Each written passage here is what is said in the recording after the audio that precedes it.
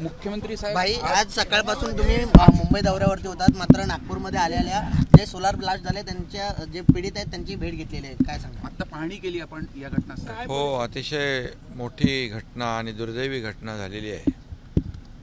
9 लोक त्यामध्ये काम करत होते, 6 महिला आणि 3 पुरुष.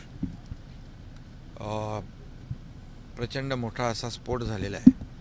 एक्सप्लोजिव्ह ची ही कंपनी होती अशी माहिती जिल्हाधिकारी आणि सेंट्रल गव्हर्नमेंटच्या पेट्रोलियम एक्सप्लोजिव्ह विभागाचे अधिकारी होते आणि त्यामध्ये झालेली घटना अतिशय दुर्दैवी आहे.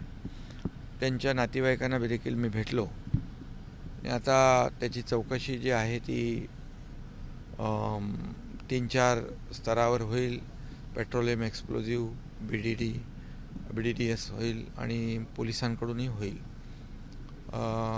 आणि नातेवाईक जे आहेत मृतांचे त्यांना देखील शासनाच्या वतीने 5 लाख रुपयाचे मदत सकाळीच जाहीर केले. उपमुख्यमंत्री दोन्ही आले होते आणि मी देखील त्यांच्या संपर्कात होतो, कलेक्टरच्याही. कंपनीकडून देखील त्यांना भरीव मदत जी आहे ती मिळणार आहे. नोकरी देखील देण्याचं एक जिल्हाधिकारी आणि सरकारच्या वतीने त्यांना सांगण्यात आलेलं आहे कंपनीला. आणि शासन देखील अतिशय संवेदनशील यांच्या बाबतीमध्ये आहे. अतिशय सर्वसाधारण परिस्थितीतले हे लोक आहेत. नागपूर, वर्धा या भागातले कामगार यामध्ये होते. स्फोट मोठा झालेला आहे. आता त्याची कारणमीमांसा आणि चौकशी होईल. त्यानंतर कसं घडलं आणि कसा स्फोट झाला याची आपल्याला त्याचा अहवाल येईल. परंतु तोपर्यंत जे नातेवाईक इकडे आलेत त्या नातेवाईकांची काळजी घेण्याच्या सूचना मी कलेक्टरना दिलेल्या आहेत. त्याप्रमाणे डेड बॉडीज ज्या आहेत त्याही त्यांना उद्यापर्यंत नातेवाईकांना सुपूर्द केल्या जातील. कारण ते देखील एक जिकिरीचं काम आहे. कारण सगळं पूर्ण अख्खच्या अख्खं शेडच खाली आलं त्या स्फोटमुळे. त्यामुळे झालेली घटना अतिशय दुर्दैवी आहे आणि सरकार संवेदनशील आहे. सरकार देखील त्यांना मदत करेल.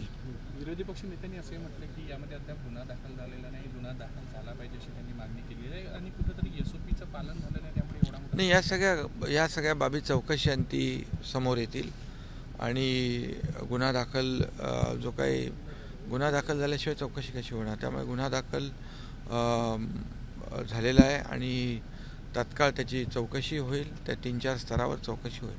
सर, कामगारांबद्दल फार म्हणजे इथे जे काही नियम पाळले पाहिजे सेफ्टीचे, त्यांना प्रशिक्षण अकुशल कामगारांकडून काम करून घेतलं जात आहे असा आरोप दिवसभरापासून स्थानिक लोक. एक्सक्लुझिव्ह कंपनी असताना स्किल लेबर नाही. यामध्ये जे आहे ते आता मी सांगितलं 3-4 स्तरावर चौकशी होईल आणि त्यामधून चौकशी अंती, तपासांती अहवाल आल्यानंतर आपण पुढचं जे काही कार्यवाही आहे ती करू आपण. ये बहुत ही दुर्भाग्यपूर्ण घटना है. बहुत बड़ा स्फोट हुआ है. एक्सप्लोजिव यहाँ पर थे और वहाँ पर 9 लोगों की मृत्यु हुई है. जांच उसकी की जाएगी 2-3 स्तर पर और तत्काल की जाएगी.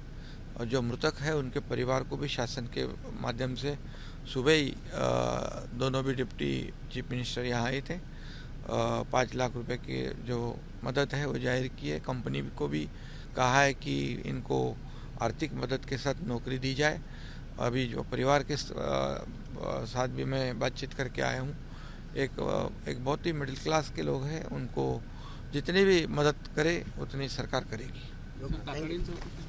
तातडीने चौकशी करेल. ABP माझा, उघडा डोळे बघा नीट.